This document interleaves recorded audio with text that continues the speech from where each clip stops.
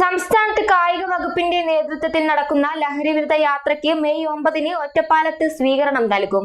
സ്വീകരണ സംഘാടക സമിതി രൂപീകരണം നടന്നു.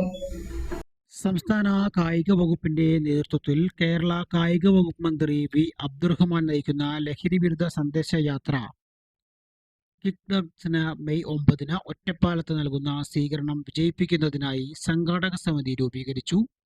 സംഘാടക സമിതി രൂപീകരണ യോഗം Ottapalam MLA advocate K Premkumar ഉദ്ഘാടനം ചെയ്തു. ഒറ്റപ്പാലം ബ്ലോക്ക് പഞ്ചായത്ത് പ്രസിഡന്റ് ശോഭന രാജേന്ദ്ര പ്രസാദ് അധ്യക്ഷത വഹിച്ചു. ഒറ്റപ്പാലം നഗരസഭാ ചെയർപേഴ്സൺ ജാനകി ദേവി ചെയർമാനും ഒറ്റപ്പാലം ബ്ലോക്ക് പഞ്ചായത്ത് പ്രസിഡന്റ് ശോഭന രാജേന്ദ്ര പ്രസാദ് കൺവീനറുമായ സംഘാടക സമിതിയെയാണ് രൂപീകരിച്ചത്. ഒറ്റപ്പാലം നഗരസഭ ഷോപ്പിംഗ് കോംപ്ലക്സ് പരിസരത്ത് വെച്ച ജാഥയെ സ്വീകരിക്കും. കായിക താരങ്ങൾ, ജനപ്രതിനിധികൾ, SPC, NCC, scout, red cross, മറ്റ് സന്നദ്ധ സംഘടനകൾ, ക്ലബ്ബുകൾ തുടങ്ങിയവർ സ്വീകരണ യോഗത്തിലും റാലിയിലും പങ്കെടുക്കും.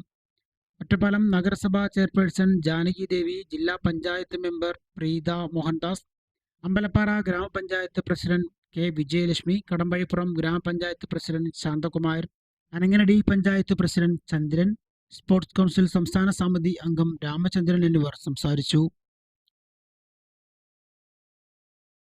KCV news, Ottapalam.